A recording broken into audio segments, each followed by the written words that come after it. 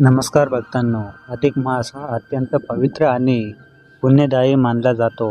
या पवित्र काळात भगवान श्री विष्णू आणि माता लक्ष्मी यांची भक्तिभावाने उपासना केल्यास जीवनातील अनेक संकटे दूर होतात, अशी श्रद्धा आहे. अधिक मासातील पुरुषोत्तम योगामध्ये हा पवित्र मंत्र श्रद्धेने आणि एकग्रतेने ऐकल्याने घरातील नकारात्मकता कमी होते, अडकलेले कामे मार्गी लागतात, कौटुंबिक कलह कमी होतो, आरोग्यात सुधारणा होते आणि मुलांवर चांगले संस्कार घडतात. असे मानले जाते की या मंत्राच्या नियमित जपाने घरात सुख, शांती आणि समृद्धीचे वातावरण निर्माण होते.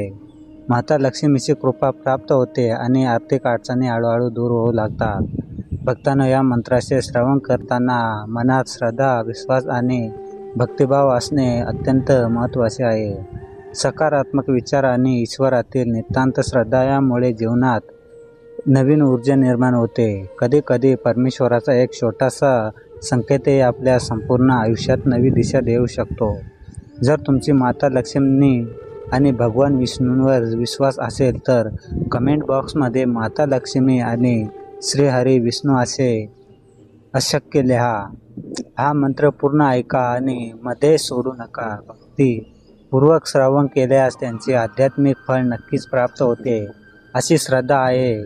तसेच हा मंत्र आपल्या मित्रपरिवारांसोबत शेअर करा, जेणेकरून अधिक लोकांना या पवित्र मंत्राचा लाभ घेता येईल. चला तर भक्तांनो, आपण या मंत्र जपाला सुरुवात करूया.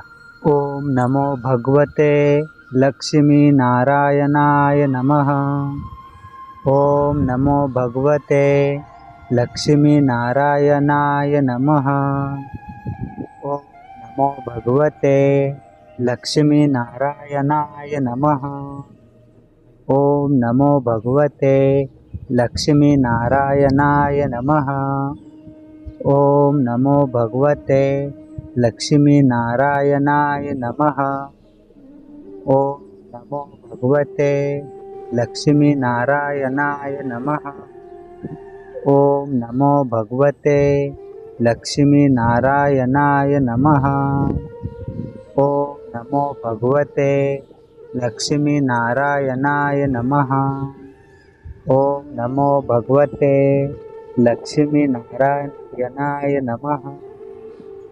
ओम भगवते लक्ष्मी नारायणाय नमः. ओम नमो भगवते लक्ष्मी नारायणाय नमः. ओम नमो भगवते लक्ष्मी नारायणाय नमः. ओम नमो भगवते लक्ष्मी नारायणाय नमः. ओम नमो भगवते लक्ष्मी नारायणाय नमः. ओम नमो भगवते लक्ष्मी नारायणाय नमः. ओम नमो भगवते लक्ष्मी नारायणाय नमः. ओम नमो भगवते लक्ष्मी नारायणाय नमः. ओम नमो भगवते लक्ष्मी नारायणाय नमः. ओम नमो भगवते लक्ष्मी नारायणाय नमः. ओम भगवते लक्ष्मी नारायणाय नमः. ओम नमो भगवते लक्ष्मी नारायणाय नमः.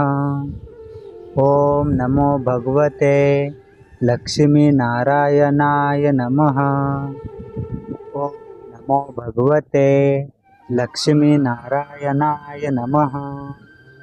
ओम नमो भगवते लक्ष्मी नारायणाय नमः. ओम नमो भगवते लक्ष्मी नारायणाय नमः. ओम नमो भगवते लक्ष्मी नारायणाय नमः. ओम नमो भगवते लक्ष्मी नारायणाय नमः.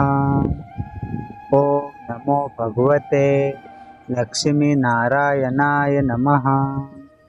ओम नमो भगवते लक्ष्मी नारायणाय नमः.